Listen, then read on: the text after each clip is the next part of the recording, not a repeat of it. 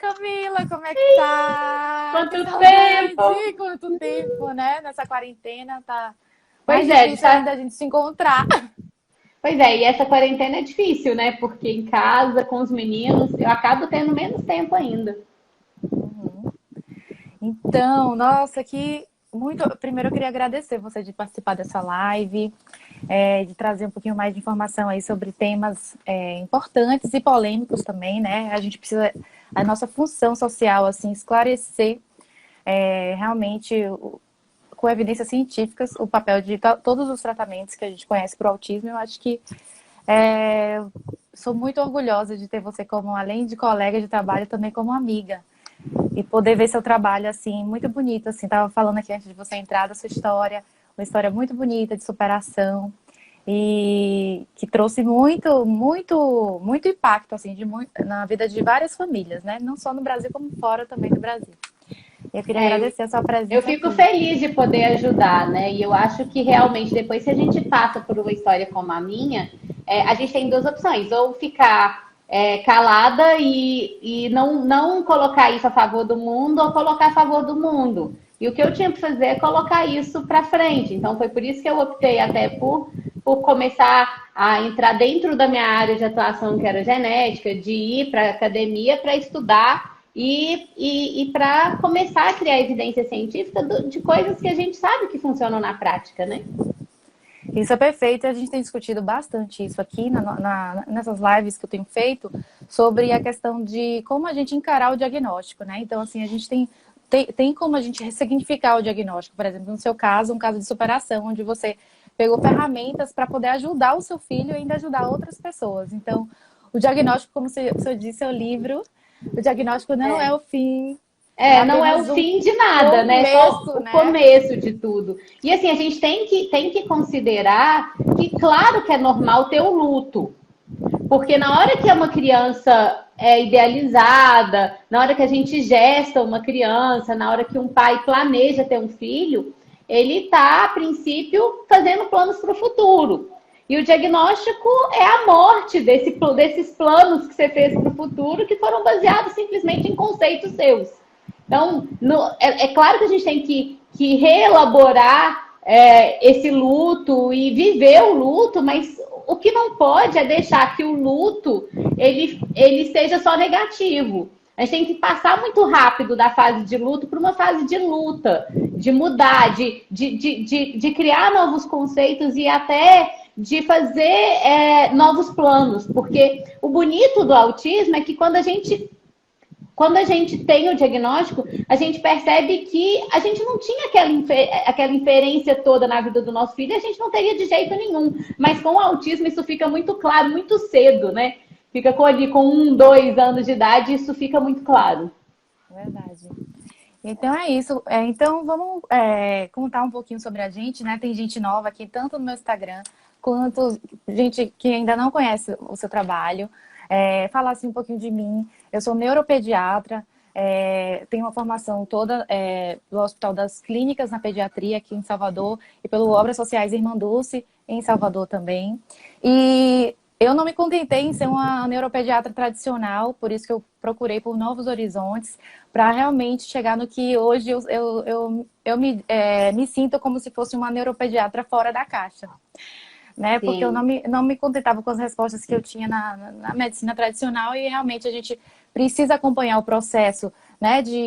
A ciência ela avança, existe cada vez novas teorias, a gente precisa estar acompanhando isso. E começamos a estudar lá no MedMaps, né? Onde a gente se conheceu, eu e a Camila, Sim. em 2018, onde a gente foi para o MedMaps, que é uma academia de estudos do tratamento biomédico para autismo, mas que nessa ocasião não teve o congresso por conta da época que teve o furacão, lembra? Nós ficamos na mesma casa, com o furacão lá fora. No terror, com medo pra gente aquilo, a gente nunca Com tinha vivido medo. aquilo. Com o celular apitando toda hora, com aqueles alertas civis para dar um furacão. Foi uma experiência, no mínimo, interessante. Interessante. Ainda bem que ficou todo mundo bem, todo mundo conseguiu voltar para casa, são e salvo.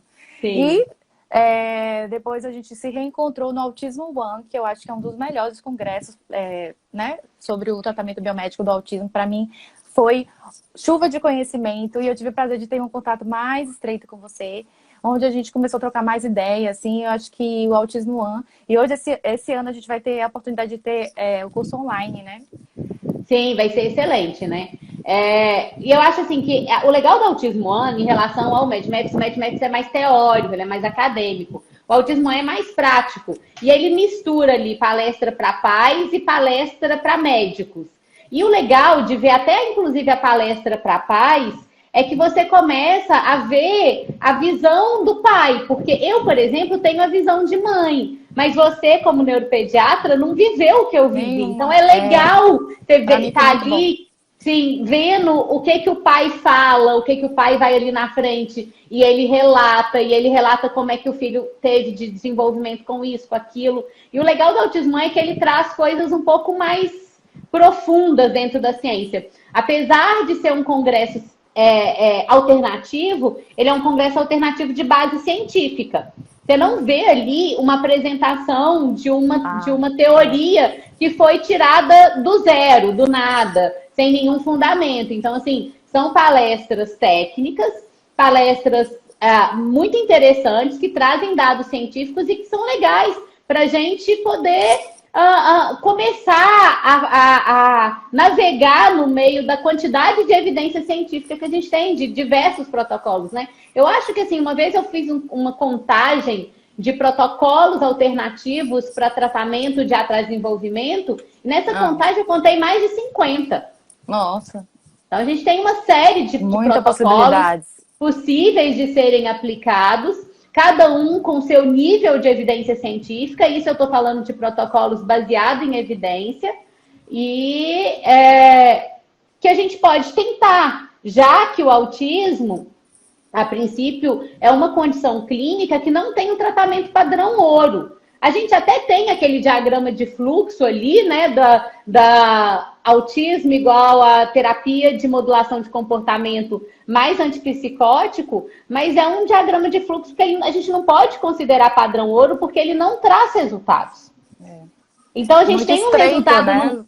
A gente tem resultados num subgrupo, mas a gente tem um imenso grupo que não tem resultado nenhum com esse protocolo. Então não tem como a gente considerar um tratamento, um flowchart, um diagrama de fluxo como padrão ouro, se ele não traz resultado para grande parte da população que vive aquela condição clínica.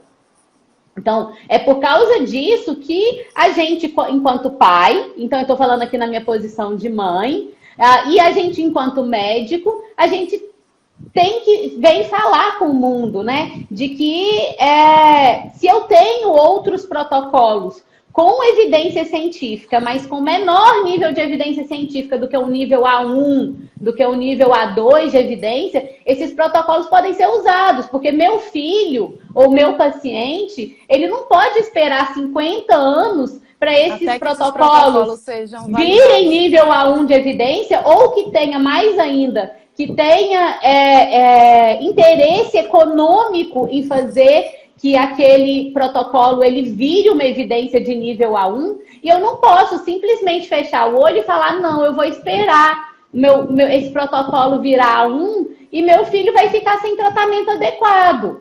O meu paciente vai ficar sem tratamento adequado. Isso, na minha visão de mãe e na minha visão de médica, isso não é razoável. Exatamente. E a questão é que se a gente... as evidências científicas têm mostrado que o autismo não é mais de uma causa única, de causa genética estrita, a gente tem hoje a hipótese que está sendo cada vez mais estudos corroborando mesmo essa hipótese, a hipótese dos múltiplos impactos, das múltiplas causas, né? O autismo ele tem um componente multifatorial. Então, como é que a gente vai abordar terapeuticamente um problema, uma doença, né? Um estado que é multifatorial com apenas um tipo de tratamento. Então, não é adequado a gente se restringir a um único tipo de tratamento. Por isso que é importante a gente avançar, entender que hoje existem os autismos, né? Sim. Com vários impactos imunológicos, de disfunção mitocondrial, de inflamação, várias evidências científicas mostrando que há componente de neuroinflamação no autismo, a conexão entre o intestino e o cérebro, mostrando que inflamação intestinal também causa inflamação cerebral, o componente de autoimunidade que o autismo também traz, de desregulação desse sistema imune. Então, já que a gente tem várias causas causando esses diversos tipos de quadros, né, diversos tipos de autismo, a gente precisa também entender e adequar a terapia para cada tipo de autismo. Então, a gente eu não acho que pode... está cada vez mais claro essa ideia dos autismos, e não do autismo único. E dos autismos com múltiplas causas, mas também, para mim, já é ponto pacífico em literatura, isso aí não existe discussão mais, do componente imunológico do autismo. Seja ele causando autoimunidade, inflamação intestinal, alergia alimentar, alergia respiratória, neuroinflamação. Então, enfim, todo esse processo da afetação, do comprometimento do sistema imunológico dentro da condição que a gente chama autismo, o que a gente chama TEA, que é transtorno do espectro autista, isso para mim já é ponto pacífico. A gente já tem inúmeros artigos pontuando aumento de interleucina 6, aumento de fator de necrose tumoral alfa, e até aquela pesquisa que é uma pesquisa da Universidade de São Paulo, da USP, mostrando que se eu crio um minicérebro e eu coloco esse minicérebro para ser cultivado dentro de uma citocina pró-inflamatória, eu vou criar conexões sinápticas muito parecidas com as conexões sinápticas que a gente encontra no cérebro das crianças autistas. Então, assim, isso para mim é ponto realmente pacífico de que tem uma questão imunológica. Então, que não é uma condição meramente psiquiátrica, só do comportamento, é uma questão neurológica fundada com base em inflamação, fundada com base em citocina inflamatória. E essa inflamação, ela pode vir de milhares de causas. E aí que a gente vem na subclassificação de tipos. Quais são as causas? O que causou essa neuroinflamação?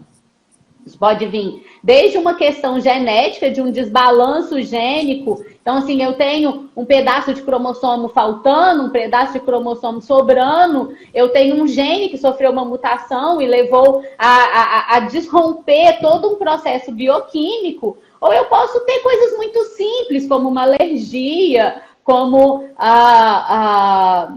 uma autoimunidade, que podem causar, em alguns casos, em outros casos pode complicar a situação de uma criança que já tem um atraso de desenvolvimento. Então, o que acontece? Como a gente vê que existem múltiplas causas e essa causa leva a um processo de inflamação, os estudos vêm avançando em várias terapias que consiga ser como se fosse terapias que nós chamamos de terapia multi-alvo. Que Sim. São terapias que em uma única terapia você possa tentar minimizar ou melhorar todos esses aspectos. Então, a dieta é uma terapia que a gente chama de multi-alvo, né? Porque diminui a inflamação de uma forma geral e tem outros benefícios. O canabidiol, a cannabis medicinal, que a gente vai falar aqui agora, é uma terapia multi-alvo. A ozonioterapia também vem sendo estudada bastante no autismo. É uma terapia multi-alvo que também tem vários aspectos, várias funções. E hoje a gente vai falar de uma dessas terapias, que é a cannabis medicinal, né? Então, Camila, fala um pouquinho, introduz aí pra gente sobre esse assunto que tá todo mundo curioso aí, um monte de pergunta aqui. Eu tô aqui, gente, olha o tamanho, uma lista enorme de perguntas, anotei todas. Então, falando assim, quando a gente pensa em terapia multi-alvo, existe um certo preconceito de uma parte da medicina de falar que terapia multi-alvo é uma coisa que serve para tudo, ou que serve para tudo, ou que teria a aplicabilidade para um sem número de coisas, então que isso é um pandemônio de aplicações. E, na verdade, se a gente for pensar, a grande parte das doenças crônicas, elas são inflamatórias. Quando a gente está falando em terapia multi-alvo, normalmente a gente está falando de inflamação. E aí, aonde está o target da inflamação é diferente. Então, assim, eu posso ter um target de inflamação, um homing de inflamação na minha artéria, causando hipertensão. Eu posso ter esse target de inflamação desrompendo processos bioquímicos e fazendo com que a célula se multiplique, fazendo um câncer. E eu posso ter esse target da inflamação no cérebro, causando neuroinflamação. Então, assim, essa coisa do só porque a terapia é multialvo, ela não é válida, isso aí, para mim, é absolutamente ultrapassado. As mesmas terapias aí, médicas, monoalvo, por exemplo, aí a hidroxicloroquina, elas vão tendo evoluções no tratamento e a gente pode pensar elas em outras aplicabilidades, como por exemplo, em algumas doenças virais. Não estou falando aqui só do coronavírus, estou falando de doenças virais. A gente sabe que a hidroxicloroquina pode atuar em algumas doenças virais como antiviral. Então, assim, a gente tem que bloquear essa ideia de que terapia multialvo é uma coisa que não tem validade científica. Tem mas para corrigir processos que estão embaixo dos sintomas. Elas não normalmente são terapias para sintomas, elas são terapias para correção de causas abaixo disso, exatamente. Né? Que eu acho que é o raciocínio, para mim faz mais sentido a gente tentar atrás de terapias com base nas bases fisiológicas, para a gente tentar entender o que está acontecendo, quais são os mecanismos de ação e como é que a gente tenta tratar as raízes, né, desse problema, a base. Não a gente ficar fazendo maquiagem nos sintomas, que é isso que a maioria, a medicina tradicional traz. A gente tem hoje o comportamento, a irritabilidade e a causa. A gente tem hoje uma medicina, no geral, muito centrada na doença e não centrada no paciente, né? Então, a gente está preocupado com a doença, o que ela traz, então, qual que é o sintoma. Diferente de eu olhar para aquele indivíduo, tudo que ele tem e toda a história de vida. Então, essa abordagem mais integral, mais olhando o que tem de baixo, isso tudo vai estar muito ligado a essa história de terapia multialvo. E aí, entrando um pouquinho na cannabis, para a gente não ficar fugindo muito do assunto, a cannabis ela é uma terapêutica que a gente fala de multialvo. Por quê? Porque ela atua em um sistema que chama sistema endocannabinoide, que é um sistema de uma descoberta muito recente, a gente não tem nem 20 anos de descoberta. Não tem nem 20 anos de descoberta do sistema endocannabinoide.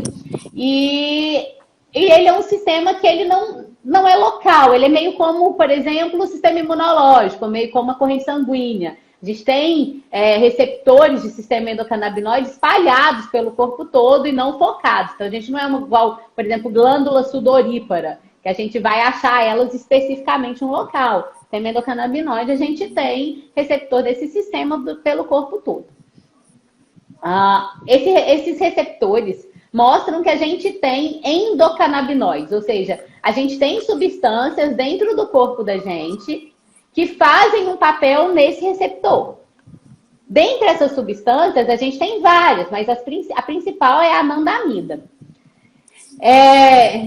E essas substâncias, elas têm todo um papel fisiológico que a gente ainda está descobrindo. Mas a gente sabe que a gente tem desses receptores, que são receptores do sistema endocannabinoide, a gente tem dois principais, um chama CB1 e o outro que chama CB2. E esse receptor do tipo CB2, ele é um receptor que ele é muito expresso no sistema imunológico. Então, que ele é muito responsável pela modulação da inflamação corporal. E se a gente considerar isso na inflamação corporal, a gente tem que falar que essa inflamação vai chegar na neuroinflamação. Então, atuar dentro de um receptor CB2 quer dizer que eu vou atuar dentro dos processos inflamatórios. Mas a gente tem também os receptores tipo CB1. E esses receptores CB1, a gente tem muito receptor CB1 dentro do cérebro. E esse sistema endocannabinoide, ele é responsável por uma modulação do release, da liberação de neurotransmissor. De uma maneira diferente do que a gente estava acostumado ali. A gente, na medicina tradicional, a gente pensa na fenda sináptica, naquela liberação de receptor na fenda sináptica, e o endocannabinoide não. O endocannabinoide, ele atua modulando a liberação na fenda sináptica.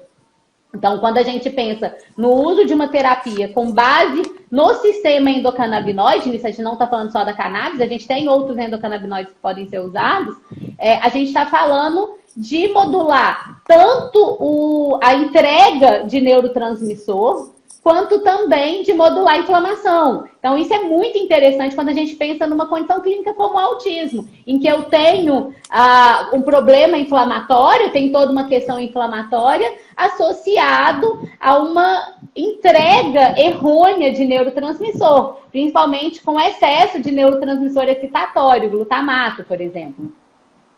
Exatamente. E aí teve até uma perguntinha aqui, que o Túlio ele perguntou por que nós temos esses receptores nas células. Então, assim, esses receptores eles estão em várias células do nosso corpo porque ele está relacionado à homeostase do nosso corpo.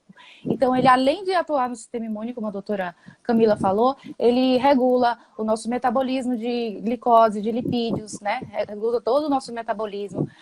Ele regula os processos inflamatórios, a reação da gente ao estresse, regula até o crescimento ósseo, a nossa percepção de dor também, é por isso que é muito usado também nas questões álgicas. Então, tem essa questão da modulação da dor, da percepção de dor, em relação ao humor. Então, esses receptores, eles são espalhados, né? Tanto no sistema nervoso central, quanto em outras células que não tem relação com o sistema nervoso central. E ele vai justamente fazer toda essa homeostase no nosso corpo. Esse receptor ele é muito importante. Assim como, por exemplo, a gente tem receptores para o sistema de opioides. É um outro tipo de receptores. Mas só comparando um pouquinho, a gente também tem receptores opioides que tem a ver com a recompensa, com o prazer, com a modulação também de dor. Mas só que o endocannabinoide, ele é 10 vezes mais presente no nosso corpo. Tamanha é a importância desse sistema, né? Para toda a homeostase do nosso corpo. Homeostase quer dizer equilíbrio do nosso corpo. Sim. E é importante a gente falar que esse sistema, que a gente chama de sistema endocannabinoide, que ele é composto pelos receptores e por todos os seus ligantes, então por todas as moléculas que circulam no nosso corpo e que se ligam nesses receptores, produzindo os efeitos biológicos, eles geram uma coisa que a gente chama de tônus do sistema endocannabinoide. E esse tônus, ele tem que estar igual, ele tem que estar certo, ele tem que estar ok. Do mesmo jeito que a gente quer, por exemplo, um fígado funcionando bem, a gente quer um sistema endocannabinoide funcionando bem. Só que a gente tem pesquisas recentes, por exemplo, em crianças autistas, mostrando que essas crianças autistas têm uma redução do tônus do sistema endocannabinoide. Então, quando a gente vai medir, por exemplo, a anandamida, quando a gente vai medir a oleuioetanolamida, quando a gente vai medir a palmitoioetanolamida, elas estão reduzidas no plasma das crianças autistas se a gente comparar com o plasma das crianças neurotípicas. E de adultos também, já teve essas duas pesquisas, mostrando que, por algum motivo, a gente não sabe se isso é a causa de algum sintoma de transtorno do espectro autista ou se isso é consequência dos processos inflamatórios, mas por algum motivo, nas crianças autistas, nos adultos autistas, o tônus do sistema endocannabinoide, ele é menor. O que é ruim é porque, quando a gente está falando de fígado, por exemplo, fígado é fácil. Eu gosto de falar de fígado porque fígado todo mundo sabe. Todo mundo já falou alguma vez do fígado. Então, quando a gente está falando de fígado, eu faço lá um exame, peço TGO, TGP, vejo se o fígado está ok. Como o sistema endocannabinoide é muito novo, eu ainda não tenho disponível na minha prática clínica, eu não consigo ir lá e falar, não, deixa eu medir aqui a anandamida, deixa eu medir a palmitoetanolamida, deixa eu medir a oleuetanolamida desse meu paciente e ver como é que ele está, se ele precisa de modulação ou se ele não precisa de modulação do sistema endocannabinoide. Mas a gente sabe que isso na pesquisa é feito, e na pesquisa a gente sabe que usualmente nas pessoas com transtorno do espectro autista o tônus é reduzido, ou seja, esses compostos eles são menores no plasma, você tem um nível menor, uma concentração menor desses compostos no plasma das pessoas no transtorno. E é importante a gente entender isso, que o sistema endocannabinoide, a gente produz essas substâncias, a gente tem esses receptores. O leite materno possui também, que a gente chama de endocannabinoides, né? No caso, o 2-aracnoilglicerol, que é bastante rico no leite materno, importantíssimo para a função imunológica da criança. A anandamida, ela é importante também para ela produzir, chama até de como, o neurotransmissor da alegria. Sim. Aquela questão da recompensa, né? Ela atua muito naquele sistema de recompensa. Está presente, por isso que está presente no chocolate. O chocolate não traz essa sensação de alegria, de prazer. Tem anandamida no chocolate. E quando a gente está meditando, também a gente tem uma produção, um estímulo à produção de anandamida. Então, assim, são substâncias que nosso corpo já precisa produzir, precisa ligar esses receptores, eles precisam estar em equilíbrio para que a gente tenha todo o equilíbrio do sistema imune, do nosso sistema respiratório, do nosso sistema imunológico, principalmente. Uma coisa que é legal de falar, pensando nessa questão do sistema de recompensa, é que algumas pesquisas já têm indicado que essa redução do tônus do sistema endocannabinoide faz com que esses adolescentes, principalmente autistas, eles não funcionem muito bem no sistema de recompensas e eles têm uma propensão à depressão. Então, mesmo adolescentes autistas de alto funcionamento ou adultos autistas que se descobriram autistas na idade adulta e que não tem absolutamente nenhuma desordem de desenvolvimento que impacte a parte cognitiva e como que eles se desenvolveram na vida, se a gente for fazer uma pesquisa, a gente vê que esse grupo de pacientes com autismo de alto funcionamento, eles são muito medicalizados, principalmente para depressão. E uma das coisas que a gente tem linkado a essa depressão do adolescente, do autista adulto, é justamente a redução da anandamida, porque falha nesse sistema de recompensa. Então, o adulto, o adolescente, ele não se sente recompensado mesmo, emocionalmente recompensado, e acaba tendo uma tendência aos sentimentos de tristeza e de abandono, de desassistência, assim, de não conseguir modular bem isso. Então, são pesquisas muito recentes, mas que também estão claramente indicando esse papel. Uhum. Então, gente, a gente entendeu um pouquinho sobre como é que funciona esse sistema endocannabinoide, e aí a gente vai para as perguntas, né? Vamos falar, então, da cannabis medicinal, né? O que é a cannabis medicinal? Responde aí, Camila, pra gente. Fala um pouquinho da cannabis em si, né? Por que a gente usa... A cannabis é a planta, né? Eu sou fitoterapeuta, né? Então, minha primeira formação... É porque eu fiz vários, enfim, minha história é meio complexa, nem vale a pena entrar nisso. Não vale a pena entrar na história. Enfim, na fitoterapia, a planta, né, é a cannabis. Considerando um aspecto fitoterapêutico. Então, é dali que a gente tira a substância ativa que vai ser usada no corpo. A cannabis é a planta que faz a maconha, mas que também faz o cânhamo, responsável por fazer roupa. Então, assim, a gente tem que parar de colocar na planta efeitos negativos. A planta existe na natureza e ela tá lá, e só que como ela produz substâncias que atuam no sistema canabinoide, ela é usada tanto do ponto de vista médico para regular o sistema endocannabinoide, quanto do ponto de vista recreativo para poder fazer uma modulação desses receptores e trazer essa recompensa. Do mesmo jeito que várias outras substâncias que são legais ou ilegais. A gente tem, por exemplo, o álcool, que é uma substância legal e que também atua muito nesse sistema de recompensa. Então, a cannabis é isso, a cannabis é a planta. Agora, a gente tem a planta e a planta tem os canabinoides, que são as substâncias químicas presentes nessa planta. Dentre esses canabinoides, eles são os que vão se ligar ou que vão ter alguma atuação como modulação do sistema endocannabinoide. Então, a gente tem uma série de canabinoides dentro da planta da cannabis. Então, a gente vai ter os dois mais famosos, que são o THC, que é o tetrahidrocannabidiol, que é a fração... Eu vou falar eu vou falar uma palavra, mas ela não está certa. É a fração psicoativa. Não está certo porque eu não posso falar que CBD não é psicoativo.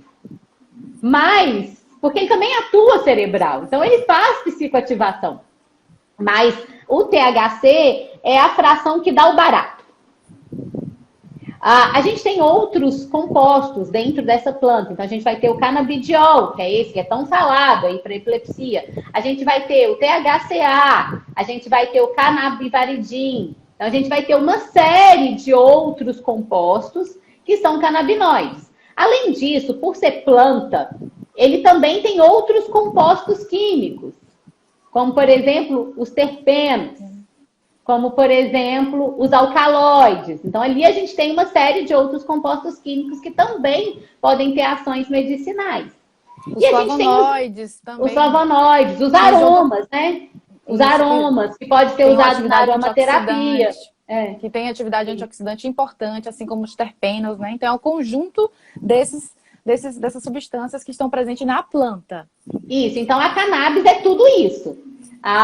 O que a gente precisa saber em medicina, e aí quando a gente fala do efeito médico, é como cada um desses compostos pode atuar dentro dos receptores do sistema endocannabinoide e como que as outras partes da planta, como os flavonoides e os terpenos, podem atuar em outros sistemas corporais, modulando processos bioquímicos. Dentre esses processos, eu posso pensar, por exemplo, na inflamação ou na neuroinflamação.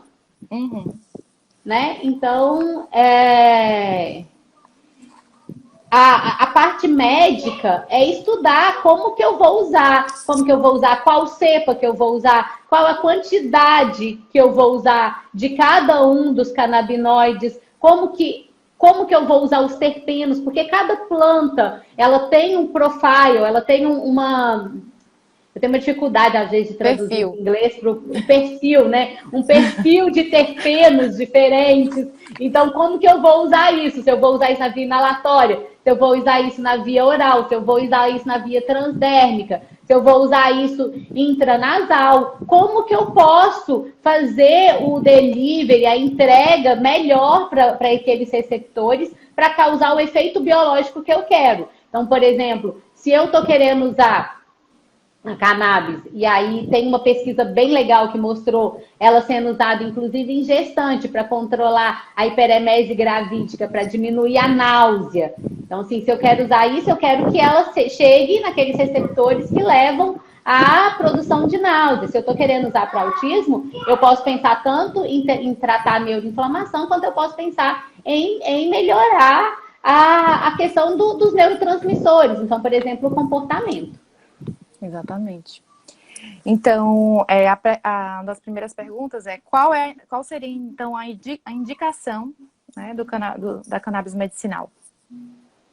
Nossa, é uma pergunta irrespondível. A gente tem uma série de indicações do uso da cannabis medicinal, desde processos, por exemplo, como cuidados paliativos em idosos, porque ela melhora o apetite, ela diminui a náusea, ela diminui a dor, até processos no autismo relacionados a comportamento, linguagem e inflamação, principalmente isso. Exatamente. Uma indicação muito bem estudada em relação à epilepsia, já que essa modulação desse sistema, ele vai fazer uma modulação de neurotransmissores excitatórios e inibitórios, que acontece na epilepsia, né, onde você tem uma excitabilidade neuronal através de uma hiperativação do glutamato, que é o neurotransmissor excitatório, e em contrapartida você tem uma redução, a inibição do sistema GABAérgico, onde o neurotransmissor principal é o GABA. Então, na epilepsia, você tem um desequilíbrio desse sistema. E a cannabis traz exatamente o equilíbrio desse sistema, reduzindo, inibindo os receptores glutamatérgicos, né, de glutamato. Então, lembrar que o CBD, que é essa fração que a gente estuda muito na epilepsia, ele não se liga nem em CB1 nem em CB2. Ele atua regulando e modulando esse sistema. Então, é por isso que a gente tem essa resposta de modulação da neurotransmissão, de redução de jogar na fenda sináptica os neurotransmissores excitatórios, melhorando o controle, por exemplo, dos processos de paroxismo epileptiforme, né? Mas é a mesma coisa. Esse aumento de glutamato também existe no autismo, e às vezes ele causa paroxismo, às vezes não. Então, quando a gente está falando do uso da cannabis para autismo, a gente também está falando de redução do release, do jogar na fenda sináptica o glutamato. E é super interessante porque quando a gente pega as primeiras pesquisas relacionadas a cannabis, elas foram feitas dando uma dose única de cannabis e fazendo ressonância com espectroscopia antes e depois. E o que a gente percebe é que se alguém aí que é pai já fez uma espectroscopia de prótons, uma ressonância com espectroscopia de prótons, sabe que existe uma alteração muito comum no transtorno espectro autista, que é o aumento de glutamina e glutamato no hemisfério, principalmente no hemisfério cerebelar esquerdo. Então, quando a gente mede essa espectroscopia antes e depois de uma dose única de cannabis, a gente vê que tem uma redução do pico de glutamato. Então, a gente tem aí uma melhora de um mecanismo de base. Por isso que a cannabis, ela é hoje vista como um medicamento de potencial acesso a sintoma central, porque modulador de comportamento, tipo risperidona e aripiprazol, eles ajudam no autismo, mas eles não atuam no sistema, nos sintomas centrais, que são comunicação, o comportamento estereotipado em si mesmo, e a socialização. Já a cannabis, como ela diminui uma questão fisiológica do glutamato, ela teria potencial de acessar esses sintomas centrais. Uhum. E só para complementar que também, não só o autismo, a gente tem indicação do uso da cannabis, mas também para dor crônica intratável, principalmente pacientes com câncer. O próprio câncer tem se utilizado para Parkinson, porque justamente existem receptores CB1 nos gânglios de base, então melhora muito a espasticidade no Parkinson. É usado também para Alzheimer, porque também está associado a uma ativação, a melhora da neurogênese, ou seja, da formação de novos neurônios, da neuroplasticidade. Então tem outros. E se a gente pensa que ela é anti-inflamatória, se a gente pensa que ela é anti-inflamatória, o nosso potencial de uso ele cresce gigantescamente, porque a gente tem uma série de doenças crônicas, inclusive a obesidade, e a gente está hoje fazendo alguns estudos do uso de algumas frações de cannabis na obesidade. Então, assim, porque são condições inflamatórias. Como o autismo ele é inflamatório, que é o que eu falei lá no começo dessa live, que para mim já é ponto pacífico na literatura, de que existe um componente inflamatório no autismo, então a cannabis ela pode ser um medicamento para ser utilizado no autismo. Isso não quer dizer que ela é o único medicamento e nem que ela tem que ser usada em todo mundo, mas ela é um potencial medicamento para ser usado aí como coadjuvante no tratamento. E aí vem até uma pergunta aqui, emendando essa, pergunta assim, é eficaz para autistas, é indicada para autismo leve? Sim, na verdade, não existe uma diferenciação entre se eu vou usar no autismo severo, grave, ou se eu vou usar no autismo leve. Depende de toda a classificação fisiopatológica desse autismo. Eu acho que o primeiro passo é fazer uma pesquisa e uma análise do que essa criança tem, do que ela já usou, de como que ela responde a outras terapêuticas. Lembrar que, assim, para mim, Camila, cannabis não é primeira escolha de tratamento. Porque é um medicamento que ainda não tem toda a pesquisa, ainda não é um. Então, a gente não está falando de uma primeira escolha, mas a gente está falando que é um medicamento que pode ser usado compassivamente, quando eu preciso de fazer alguma coisa, essa criança está sofrendo, essa família está sofrendo, e eu não tenho mais o que oferecer, ou eu não tenho uma opção melhor para oferecer do que a cannabis. Então, esquecer essa história de que só dá para fazer cannabis, porque não tem muitas outras coisas que dá para fazer. Inclusive, na minha prática clínica, eu uso mais a palmitoil etanolamida, que é um endocannabinoide, do que a cannabis. Uso até como teste, eu primeiro uso a palmitoil etanolamida, para depois usar a cannabis. Esse paciente responde, né? Esse paciente responde, se ele não tem efeito colateral, porque eu tô vendo aqui embaixo muitas perguntas sobre efeitos colaterais. E a gente está falando de um medicamento, de uma coisa externa que eu tô colocando no meu corpo e que vai atuar em receptor, que pode trazer efeitos benéficos e efeitos maléficos.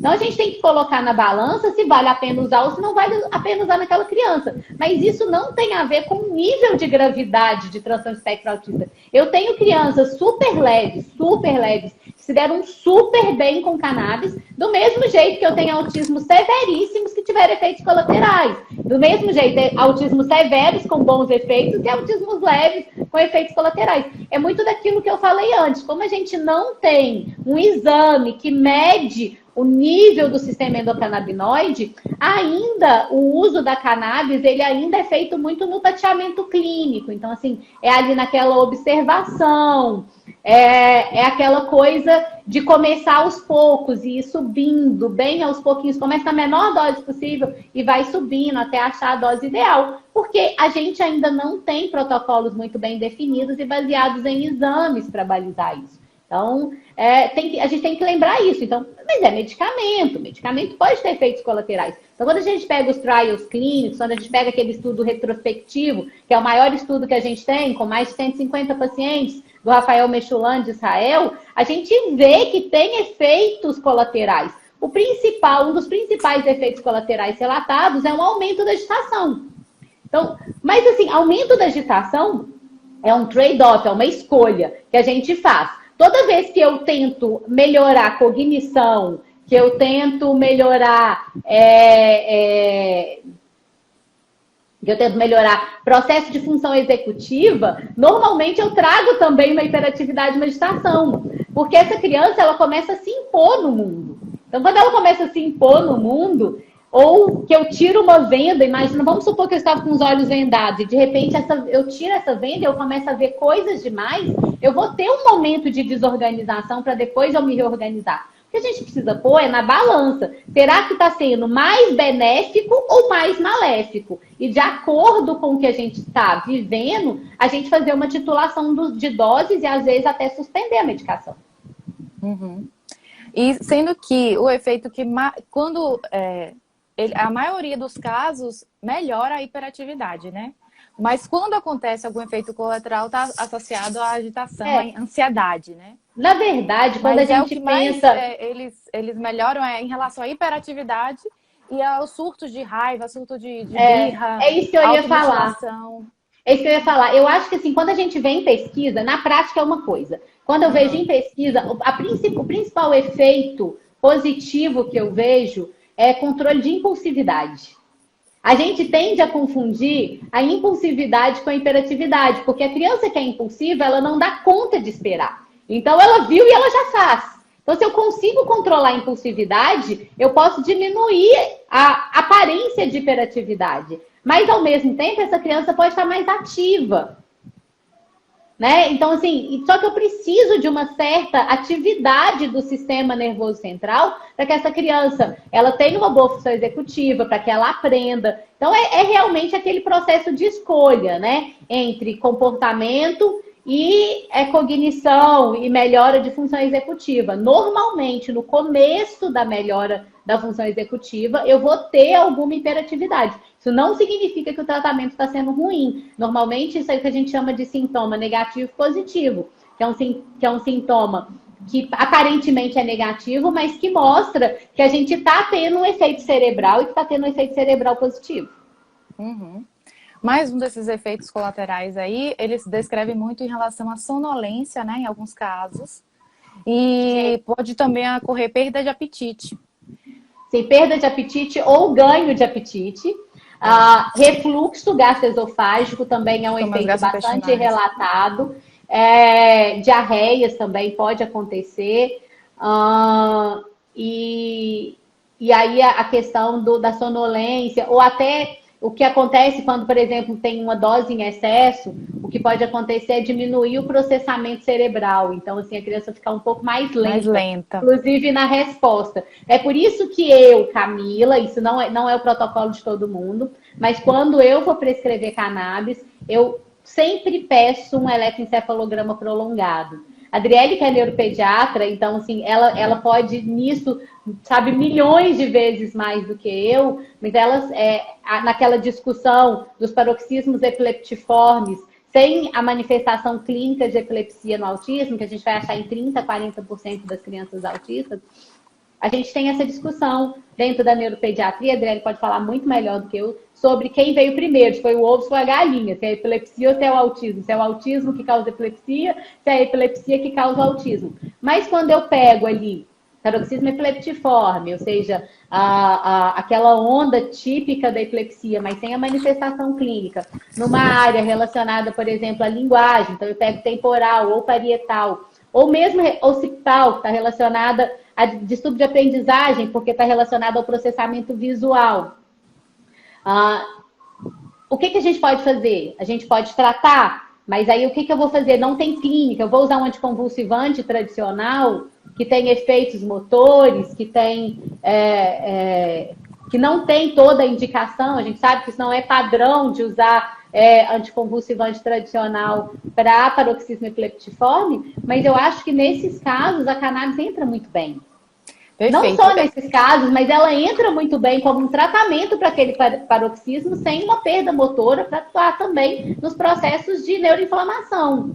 Né? Que a Adriele pode falar muito melhor que eu como que esses processos causam esses paroxismos. Quando acontece ou atividade epileptiforme no eletroencefalograma, né? Sem clínica, sem crises convulsivas, isso é muito comum no autismo.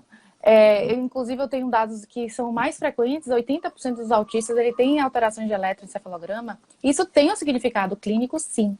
Por quê?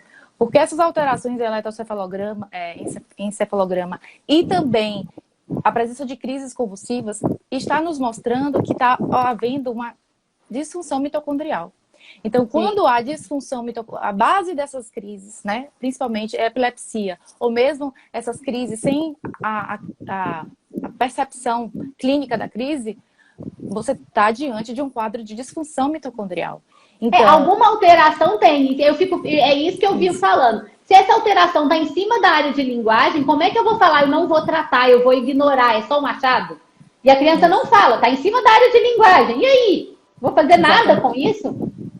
E aí o canabidiol, ele vai entrar tanto com uma ótima indicação para casos de autismo e epilepsia, que é de cerca de 20 a 50% do crianças com autismo também tem epilepsia. A epilepsia é definida pela alteração do eletro mais a clínica. Então, de 20 a 50% vai ter essas alterações e o canabidiol é uma boa escolha terapêutica, inclusive para não necessitar, inclusive, de um antiepiléptico. Então, eu tenho um caso clínico onde eu uso só o canabidiol e ele tem crises clínicas, crises focais, uma epilepsia focal, onde ele compensou das crises apenas com canabidiol. Então, o canabidiol age nesse sistema de estresse oxidativo. Lembra que a gente viu que também tem a ação antioxidante. Então, se melhora o estresse oxidativo, melhora a função mitocondrial, que é uma organela super importante para todos os processos metabólicos. Se a gente diminui a inflamação, né?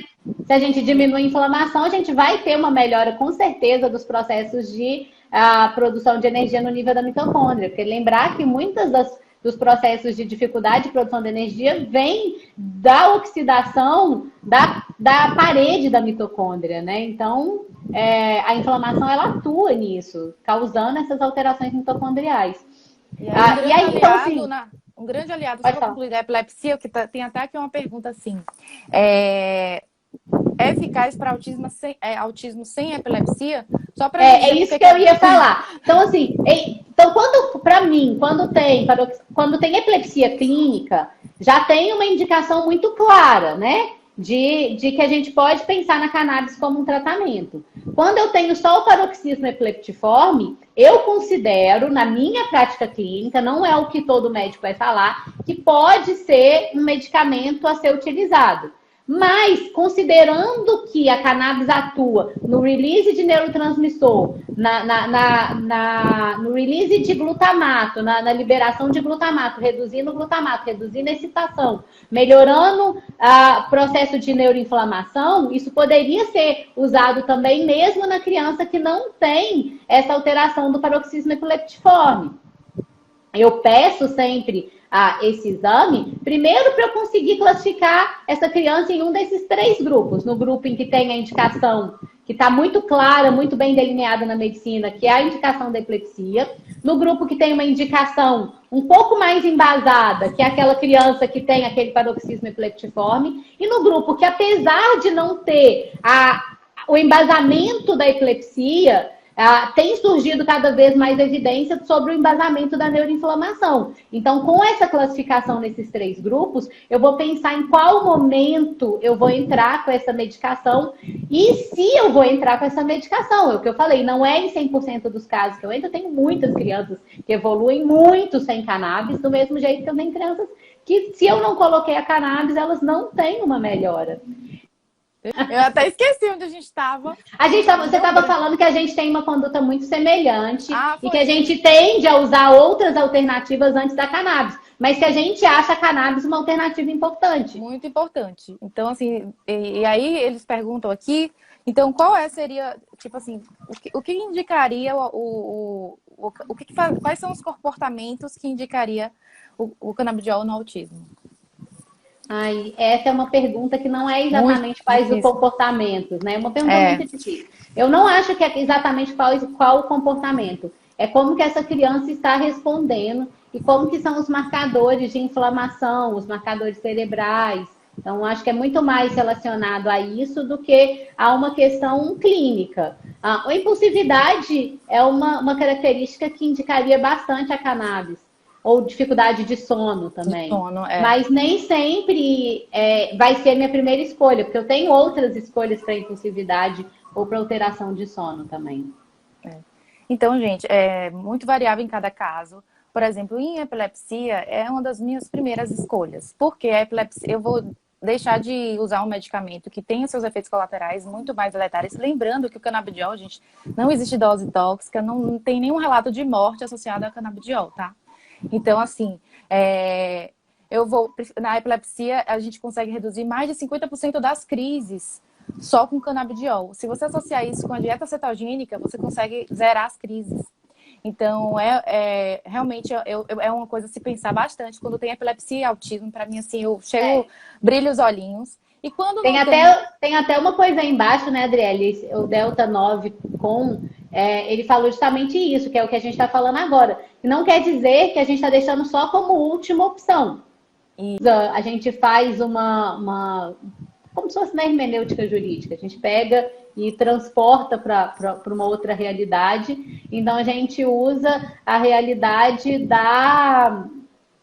do uso recreativo. E a gente sabe que o uso recreativo não tem malefícios tão significativos a ponto de não poder usar dentro de uma condição médica, como uma indicação absoluta. Mas a gente já tem também alguns parâmetros não recreativos, porque ficar fazendo a comparação também entre recreativo e médico é uma coisa muito complicada, porque quando a gente está falando do uso recreativo, a gente não está falando só do uso da cannabis, mas de todo um estilo de vida que vem junto com o uso recreativo e de todo o composto químico que vem junto com esse uso recreativo, porque normalmente a pessoa que usa recreativo, principalmente em países onde o uso recreativo não é legalizado, ela compra essa cannabis de uma maneira ilegal, que nem sempre ela vai conseguir uma planta orgânica, sem agrotóxico. Então, você não sabe exatamente o que você está medindo numa pesquisa científica de uso recreativo. Então, aquele efeito de longo prazo da psicose,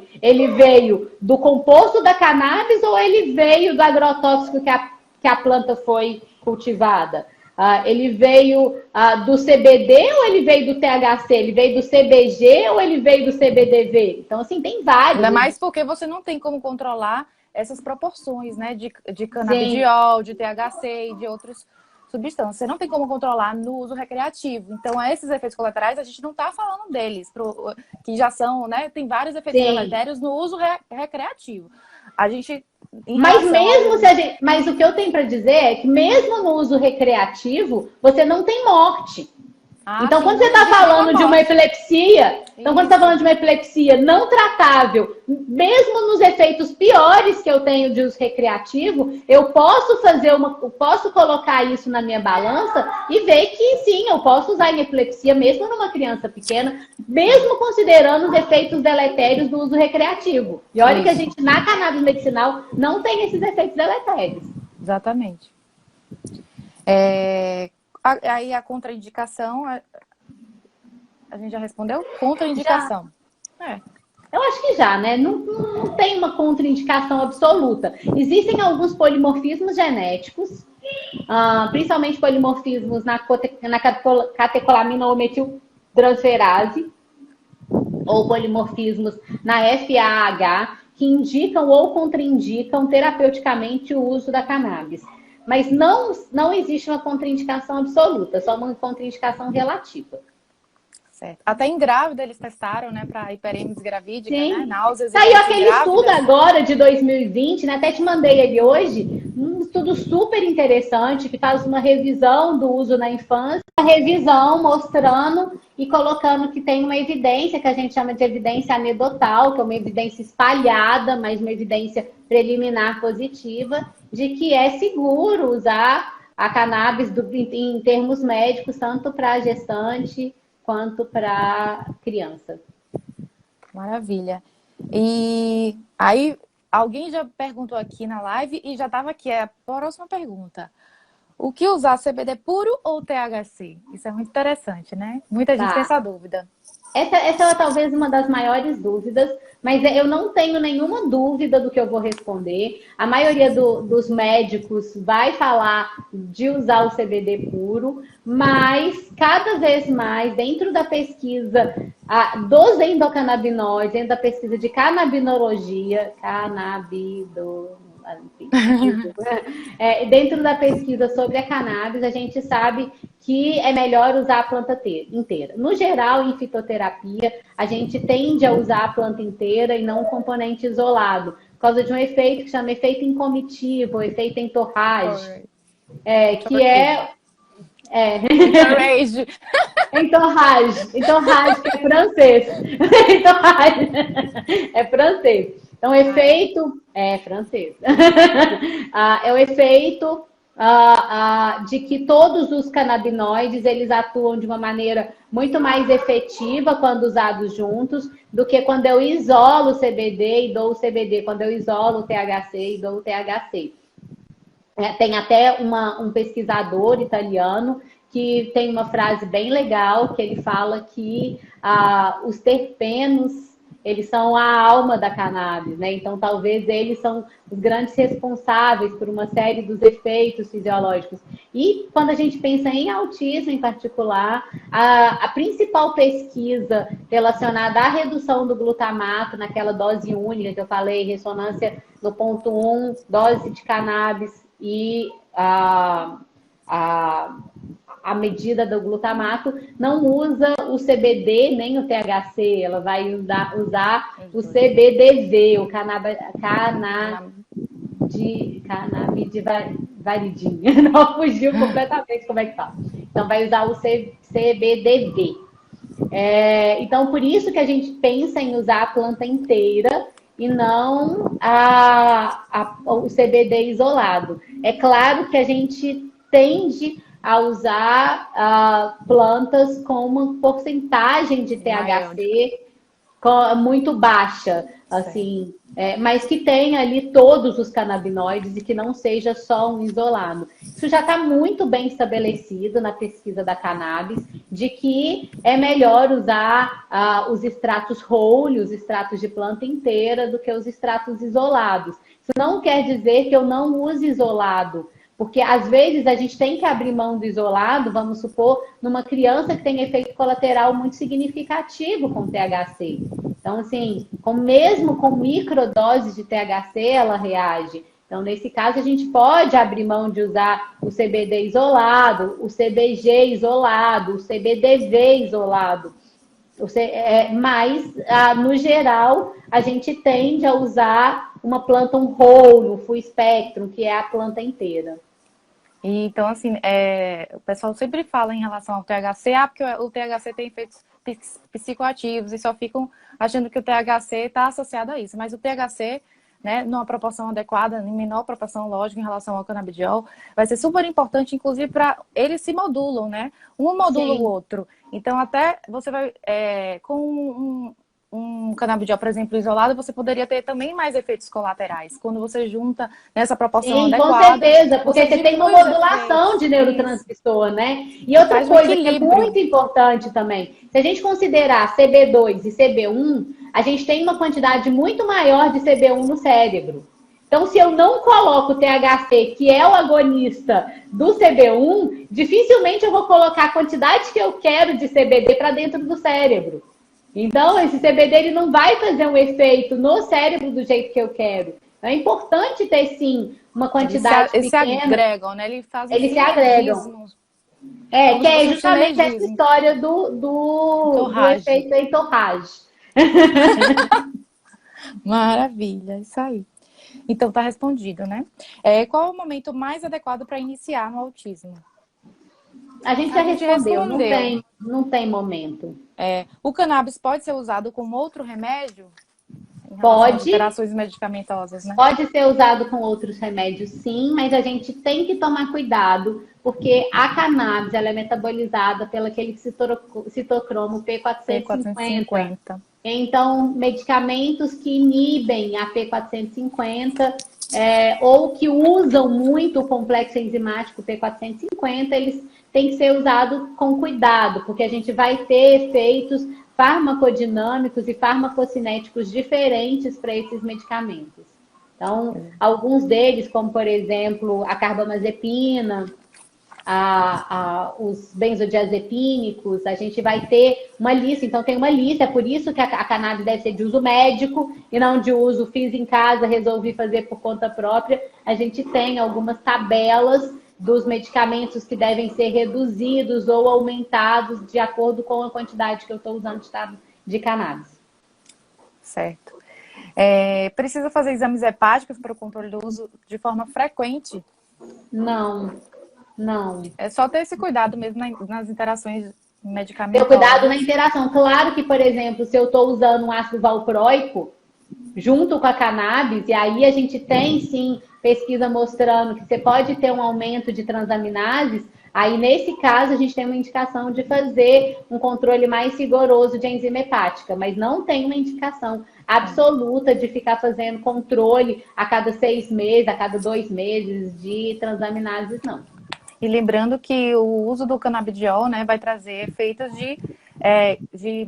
por exemplo, tentar até minimizar o uso de medicamentos. Então, geralmente, quando a gente usa cannabis, a gente acaba desmanando os antiepilépticos, os Inclusive, é o grande efeito das pesquisas, né? Todas as pesquisas, e esse estudo do Mechulan, que para mim é um dos melhores estudos de cannabis, que é esse estudo retrospectivo com mais de 150 pacientes, ele mostra que o principal efeito quando se acrescenta cannabis é um desmame grande da quantidade de medicamentos alopáticos que são usados. Então, toda criança que está usando 4 ou mais remédios, normalmente tende a ficar com um mais a cannabis, ou às vezes até só com a cannabis. Perguntou no Leptopod, gente, né, que existe alguma contraindicação para usar. A gente tem que, porque isso pode variar o nível sérico da medicação. Então, a gente tem que saber quais são os medicamentos que têm metabolismo hepático que vai precisar ajustar essa dose. Então, não quer dizer que tem contraindicação de usar um ou outro remédio. Não tem nenhum com uma contraindicação absoluta. A gente tem alguns que a gente tem que ter um pouco mais de cuidado. Como esses que eu falei, ácido valproico, transaminase, carbamazepina, clonazepam, clobazam. Então, são medicamentos que a gente tem que ter cuidado um pouco maior. Mas, no geral, não tem nenhuma contraindicação de uso com nenhum remédio específico. Isso. E aí pergunta, artesanal ou importado? Isso é bem legal a gente falar sobre isso. Essa é uma pergunta super difícil, né? A gente tem aí grupos de cannabis diversos. A gente tem grupos que defendem o autocultivo, a cannabis artesanal, e a gente tem grupos que defendem a ideia da indústria farmacêutica de fazer esse medicamento com base em princípios farmacêuticos mesmo. E a gente está aí no meio dessa discussão. O que eu acho é que a gente não pode colocar como autocultivo e como uso da cannabis artesanal como única opção, porque senão a gente está querendo baratear os processos e a gente não tem toda a estandartização, todo o protocolo dos princípios farmacológicos. Né? Então, quando a gente está falando de uma criança muito pequena, então se um dia a gente chegar a usar uma cannabis num menino de menos de 1 ano de idade, será que eu quero usar uma cannabis artesanal ou eu quero saber como a cromatografia controlada, qual é o perfil, qual que é o perfil de canabinoides que tem ali? Porque quando você faz um autocultivo, quando você usa uma cannabis artesanal, você não sabe qual que é a cepa direito, você não tem análise genética da planta, você não sabe qual que é o perfil de canabinoides que tem ali, qual que é o perfil de terpenos. Então, se a gente está pensando em termos médicos, obviamente, a cannabis industrializada era para ser melhor. Mas mais segura, a gente sabe, né? era para ser mais segura. Mais fácil, vou te falar, nem é mais segura. Nem é Era segura. para ser mais fácil de usar na prática médica. Mais fácil de eu A escolher, gente vai mais esperar. fácil de eu manejar, mais fácil de Fácil tudo. de Não manejo. quer dizer que a outra Não tenha tenha qualidade. Mas aqui eu vou ter um manejo mais fácil. Então, eu tive num congresso no Peru, que estava discutindo justamente como é que os países eles legalizaram as questões médicas. E eu vi uma frase muito legal de uma ativista da cannabis falando que assim, que a gente não pode colocar o autocultivo como uma opção de fazer mais barato para quem não tem dinheiro. Porque o que eu tenho que fazer é equalizar o acesso. Então, o que eu tenho que fazer é baratear e tornar isso acessível para a população, tendo dinheiro ou não, tanto a disponibilidade do autocultivo quanto a disponibilidade do importado. E aí eu tenho que decidir, naquele caso em específico, qual dos dois que eu quero. E não falar, não, eu quero autocultivo porque é barato, porque vai ser mais fácil de aplicar. Então, é fazer uma medicina de pobre para uma medicina pobre para pobre e rica para rico. Isso não é minimamente razoável dentro das minhas concepções político-filosóficas. A gente tem que ter um acesso generalizado e amplo à saúde, e esse acesso tem que depender da sua condição financeira. Perfeito. Isso mesmo. Dá um oi pra Vivian que entrou aí na nossa live. Para quem não sabe, a Vivian estava com a gente em alguns desses cursos também. Colega, parceira. Quais os principais ganhos esperados com o uso do CBD? Se a gente for pegar em pesquisa, não vou falar nem de prática clínica, melhora de impulsividade, melhora dos sintomas comportamentais, principalmente relacionados a comportamento de agressividade, tanto autoagressividade quanto heteroagressividade, então, tanto agressividade com ele mesmo quanto agressividade com o outro, controle de impulsividade, melhora do sono, melhora cognitiva e tem uma pesquisa com 42% de melhora de linguagem, sendo essa linguagem verbal ou não verbal, então melhora do aspecto comunicativo. Não quer dizer que todo mundo vai responder tendo melhor em todos esses aspectos, nem que vai todo mundo não ter. É realmente uma caixinha de surpresas. Como a medicina canabinoide ela ainda está caminhando, ela ainda é um bebezinho dentro da medicina, a gente tem pouca informação do que vai indicar para um efeito melhor ou um efeito pior. Tanto que nos estudos eles sempre trazem que tem um grupo de pacientes que melhoram aquele aspecto da ansiedade, por exemplo, o distúrbio do sono, tem outras que não mudam esse aspecto e tem outras ainda que pioram. Uma pequena porcentagem piora, mas existe. Então, quer dizer, isso, cada paciente vai responder de um jeito. Mas os principais realmente são esses sintomas comportamentais que a gente fala das comorbidades do autismo, né? Que é justamente isso que é o que eu tenho proposto para pesquisar. Então, eu fiz uma proposta de pesquisa para uma agência reguladora, que é de pesquisar os efeitos de farmacogenética da cannabis. Então, quais são os genes que levam uma resposta de melhora do sono, quais são os genes que levam uma resposta de piora do sono, quais são os genes que levam a uma resposta de milagre, porque tem casos em que você entra com a cannabis, é um milagre na vida da pessoa. Quais são os genes que não estão relacionados? Por exemplo, para os milagres, a gente já sabe que, por exemplo, polimorfismos ou mutações muito severas na FAH, que é a enzima que quebra a anandamida, quando você coloca a cannabis, você vai ter uma resposta muito boa. Isso seria bem interessante, hein? Vamos adiantar esse estudo aí. Fazer um painel, imagina, um painel farmacogenético que você pede, e aí ali você consegue decidir qual que é o melhor canabinoide, qual que é a planta que você vai usar, com qual porcentagem de CBD, de CBG, de CBDV, de THCA. Seria excelente. Isso aí é o futuro, né? Mas é onde que a gente quer chegar. Perguntou se tem indicação para melhora do desenvolvimento motor. Não, Não tem mas muitos estudos, não não. mostra muito isso. Mas o que acontece é que numa criança com epilepsia ou com paroxismo epileptiforme, pegando área de desempenho motor, se eu diminuo o paroxismo, eu com certeza vou ter algum ganho motor. Ou mais ainda, numa criança que usava uma série de medicamentos neurolépticos tradicionais que têm um impacto no sistema motor, e na medida em que ela retira esses medicamentos, eu vou ter também um ganho motor. Então, o que eu acho na questão motora relacionada à cannabis é que o perfil de efeitos colaterais motores da cannabis não existe, enquanto o perfil de efeitos colaterais motores da maioria dos outros medicamentos que a gente usa para autismo existe muito. Em relação a essa parte motora, é mais descrita em relação ao Parkinson, né? De melhorar a espasticidade no Parkinson e também na esclerose múltipla. E tem o Sativex, né, Adriele? O Sativex, que é o THC, que é para espasticidade, né? Mas não para autismo, não para melhora motora do autismo. Não para autismo, exatamente.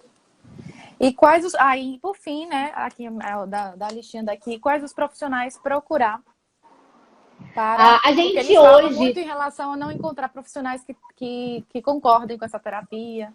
A gente está aí embrionando, a gente está gestando uma sociedade médica de endocannabinologia, que seriam profissionais que têm cursos especializados no uso de medicamentos para atuar no sistema endocannabinoide. Isso não significa que a pessoa tem que ser neurologista, psiquiatra, pediatra, especialista em dor, mas que ela tem uma formação específica no uso de canabinoides e nos seus efeitos fisiológicos dentro do sistema endocannabinoide. Então, se a gente conseguir fazer a gestação dessa sociedade, vai ser legal, porque a gente, no futuro, poderia ter como uma especialidade médica, como é, por exemplo, no Canadá. Eu fiz um curso um curso grande, uma academia de prescrição canadense, e lá a gente tem as clínicas canábicas. Então, seu médico está lá na prática clínica, o pediatra, o neuropediatra, e ele fala, eu queria usar cannabis. Ele referencia para a clínica canábica, o médico especialista, ele introduz a cannabis, ele acompanha o uso da cannabis, mas ele retorna para o médico de origem para continuar tratando a condição de base. Isso aqui seria o ideal, né? Então, que a gente conseguisse ter essas clínicas canábicas. Eu e a Paulinha não tá aí, né? Depois vou falar com ela para vir.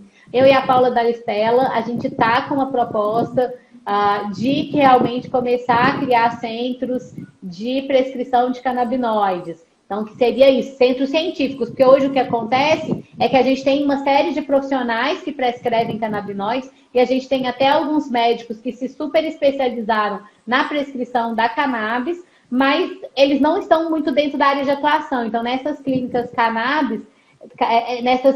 canábicas, a gente poderia, por exemplo, ter médicos mais especialistas em cannabis pediátrica, médicos mais especialistas em cannabis para dor. E aí isso teria e todo mundo com uma abordagem mais científica, e não aquela coisa do oba-oba de vamos prescrever para todo mundo e isso é aquela panaceia. Uhum. Mas assim, os médicos eles estão habilitados a prescrever Qualquer médico, e assim, claro que você tem que procurar geralmente alguém da medicina integrativa que tem essa visão mais funcional dos tratamentos. Então... quando você está pensando em efeito inflamatório, porque quando você pega um neuropediatra de visão extremamente tradicional, ele vai ter uma visão do uso do CBD para epilepsia, mas ele não vai ter essa visão funcional do uso na inflamação. Diferente de quem foi especialista em endocannabinologia ou de quem é da medicina integrativa, porque aí a gente tem uma visão um pouco diferente. Isso. Mas o melhor, eu acho que o mundo ideal, Dri, seria realmente os endocannabinologistas, assim, que a gente também se formasse endocannabinologista. Eu já fiz vários cursos, né? Então, assim, eu fui para o Canadá, eu fiz clínica canábica, fiz fellowship. Então, assim, eu tenho um conhecimento de endocannabinologia grande, mas o ideal é que a gente conseguisse fazer esse tipo de fellowship aqui, esse acompanhamento, essa tutoria, mentoria, para formar as pessoas no acompanhamento da cannabis mesmo. A gente podia fazer que nem no Mad Maps, que lista os profissionais em cada estado, em cada país. Super legal. Mas é essa que é a ideia. Essa que é a ideia da sociedade. É que a gente criasse como se fosse uma sociedade médica mesmo. Igual tem a Sociedade Brasileira de Pediatria. Igual tem a Sociedade Brasileira de Neuropediatria. A gente vai ter também a Sociedade Brasileira de Endocannabinologia. Perfeito. Vamos dar continuidade. Tá gestando e eu acho que é uma coisa que sai, sabe? O grande problema foi essa questão da pandemia, né? Então isso diminuiu muito o contato da gente e tudo. Mas no Canex do ano passado, essa sociedade já começou a ser construída e a gente está com a proposta do Canex desse ano, se tiver, da gente colocar mais uma pedrinha na construção dessa sociedade. Vê aqui se você quer responder alguma pergunta aqui. É muita coisa, tô aqui lendo para ver. Tem uma pergunta bem legal que não está aqui, mas estava todo mundo perguntando. Sim, você tá. Que era da Copaíba. Copaíba. Todo mundo perguntando da Copaíba. Gente, a Copaíba tem cannabis? Não. Ela tem canabinoides. Ela não tem cannabis. É diferente. Ela vai ter canabinoides num perfil diferente da cannabis e menor. Não tem mais. Uma pergunta, não, porque a Copaíba tem mais canabinoide do que a cannabis. Não. Vamos esclarecer que ela tem canabinoides, mas ela tem menos canabinoides. A gente tem outras plantas que têm canabinoides também. Por exemplo, tem o humus, o lúpulo. Então, inclusive, tinha uma marca que tinha um CBD do lúpulo, do humus. Mas hoje está super difícil de achar. Mas tem outras plantas que têm canabinoides, mas não quer dizer que a Copaíba é cannabis. E que a Copaíba substitui a cannabis. Ela pode ser usada como coadjuvante, ela pode ser usada para atuar no sistema endocannabinoide, mas ela não substitui a cannabis. É outra coisa completamente diferente. Agora, tô vendo aqui dúvidas mais pessoais de cada caso, né? Pessoal, não dá para responder pessoal, porque fica muito complicado, tem que ser mais generalizado aqui. Mas tem alguns depoimentos aqui bacanas de pessoas que estão já usando seus filhos e que já estão tendo a resposta, né? Tem uma pergunta aqui bem legal. Ouvi de um psiquiatra dizer que o uso do canabidiol com o tempo desenvolve esquizofrenia. Procede isso? Não procede. A gente tem pesquisas que relacionam o uso da cannabis como um todo, em longo prazo e na forma recreativa, a esquizofrenia. Mas a gente tem que lembrar que existem protocolos de uso médico da cannabis, tanto do CBD quanto de pequenas porcentagens de THC, inclusive para tratar a esquizofrenia. Exatamente. Então, assim, essa afirmação não tem sentido. Ela é completamente incoerente. Claro que a gente tem algumas pesquisas que mostram que o uso recreativo da cannabis no longo prazo pode estar associado à esquizofrenia. Mas é aquilo que eu falei antes. Isso pode estar associado a compostos canabinoides, mas pode também estar associado a estilo de vida, a predisposição. Então pode ser que quem tenha predisposição ao uso recreativo também já tenha predisposição à esquizofrenia. Pode estar relacionado a outros compostos que tem lá. Mas a gente tem que preocupar com um dos efeitos colaterais sérios da cannabis, que é a indução de psicose. Isso ela pode fazer. Mas, assim, nesse estudo mesmo do Mechoulam, teve um único caso de uma indução de psicose. Porque como a gente está falando de liberação de neurotransmissor na fenda, qualquer alteração ali, muito sutil, pode induzir psicose. Se eu posso induzir psicose até com vitamina B12, imagina com cannabis. Lógico que eu posso induzir. Mas o que é importante é falar que à medida do que você tira, a psicose vai embora, ela não vai ficar para sempre.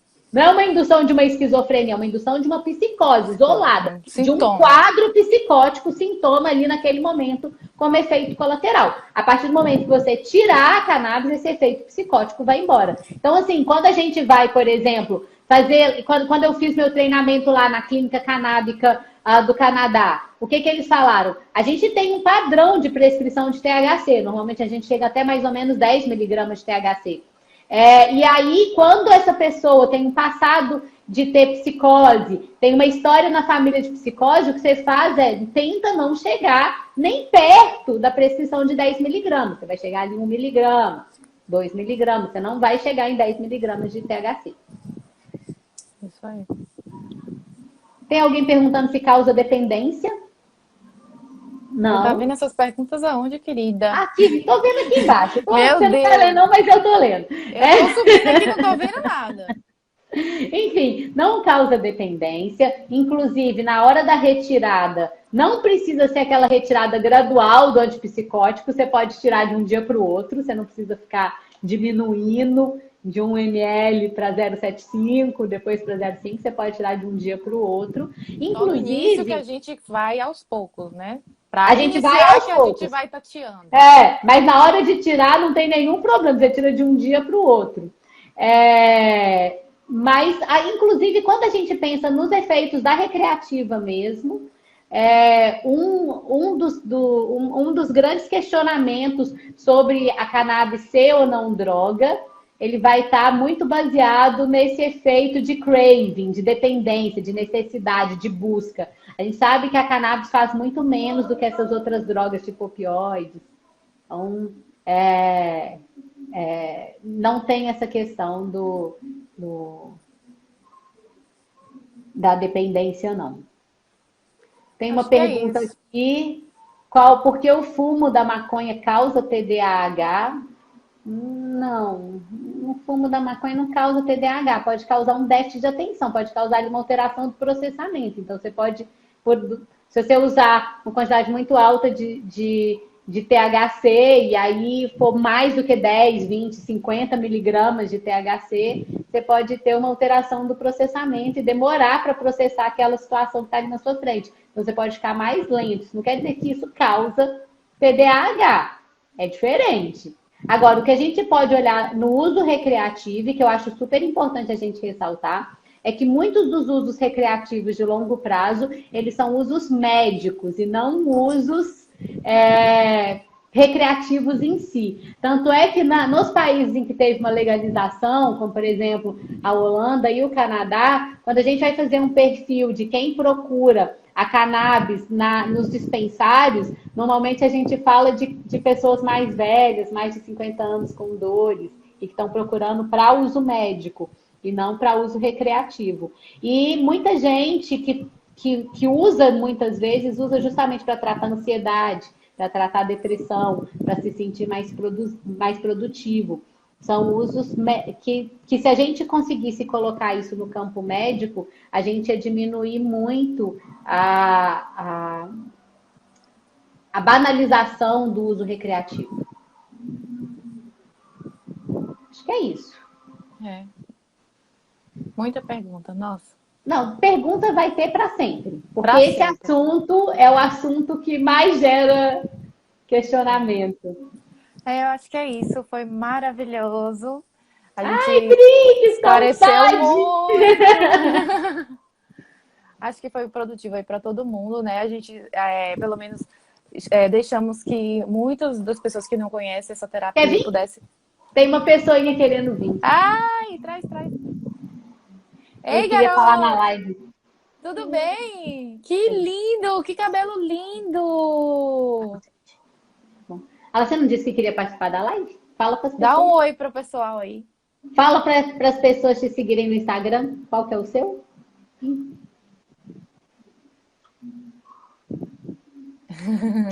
Não quer falar. Tá enorme. É para seguir ele no Instagram, tá? Gabriel Moro 5. Tô tentando escutar. Mamãe. Qual é o seu conteúdo?